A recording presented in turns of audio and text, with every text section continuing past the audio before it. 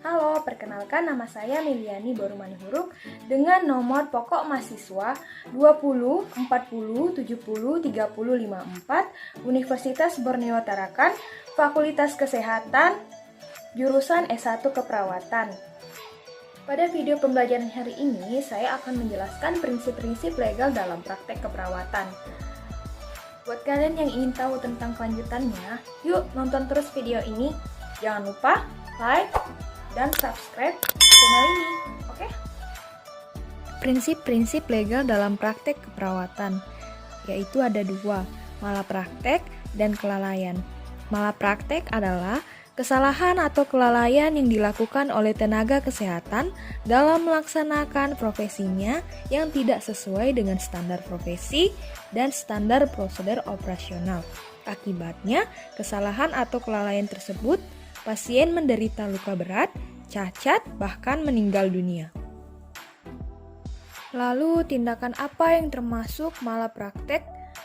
Tindakan yang termasuk malapraktek yaitu pertama, kesalahan diagnosa, yang kedua, penyuapan, yang ketiga, penyalahgunaan alat-alat kesehatan, yang keempat, pemberian dosis obat yang salah, yang kelima, alat-alat kesehatan yang tidak memenuhi standar kesehatan atau tidak steril, dan yang keenam, adanya kesalahan prosedur operasi ketika alat kedokteran yang tidak sengaja tertinggal di dalam tubuh pasien.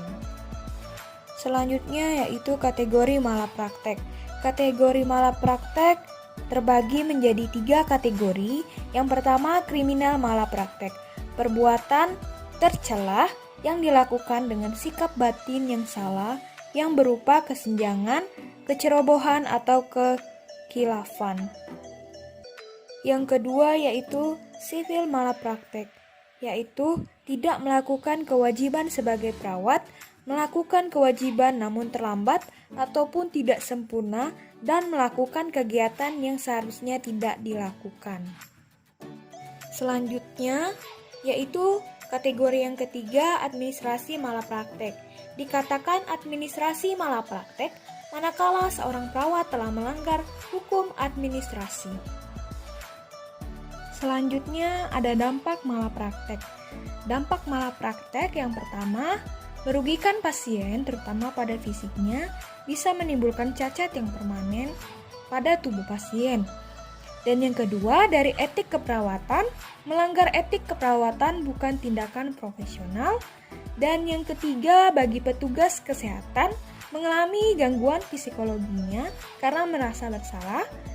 Yang keempat, dari segi sosial, dapat dikucilkan oleh masyarakat. Dan yang kelima, dari segi hukum, dapat dijerat oleh hukum pidana. Upaya pencegahan terjadinya malapraktek bisa kita hindari dengan cara selalu bertindak hati-hati, mencatat semua tindakan yang dilakukan dalam rekam medis. Selanjutnya masuk di prinsip-prinsip legal dalam praktek keperawatan 2. Negligence. Negligence adalah kelalaian individu dalam melakukan sesuatu yang sebenarnya dapat dilakukan atau melakukan sesuatu yang dihindari orang lain. Crichton 1986. Kelalaian bukanlah suatu kejahatan. Seorang dokter atau perawat dikatakan lalai jika ia bertindak tak acuh, tidak memperhatikan kepentingan orang lain sebagaimana lazimnya. Akan tetapi jika kelalaian itu telah mencapai suatu tingkat tertentu sehingga tidak memperdulikan jiwa orang lain, maka hal ini akan membawa akibat hukum. Apalagi jika sampai merenggut nyawa, maka hal ini akan digolongkan sebagai kelalaian berat. Adapun yang menjadi tolak ukur dari timbulnya kelalaian dapat ditinjau dari beberapa hal. Pertama, tidak melakukan kewajiban dokter, yaitu tidak melakukan kewajiban profesinya untuk mempergunakan segala ilmu dan keterampilannya. Kedua, menyimpang dari kewajiban, yaitu menyimpang dari apa yang seharusnya dilakukan. Yang ketiga, adanya hubungan sebab akibat, yaitu adanya hubungan langsung antara penyebab dengan kerugian yang dialami pasien sebagai akibatnya. Sekian dari saya ucapkan terima kasih.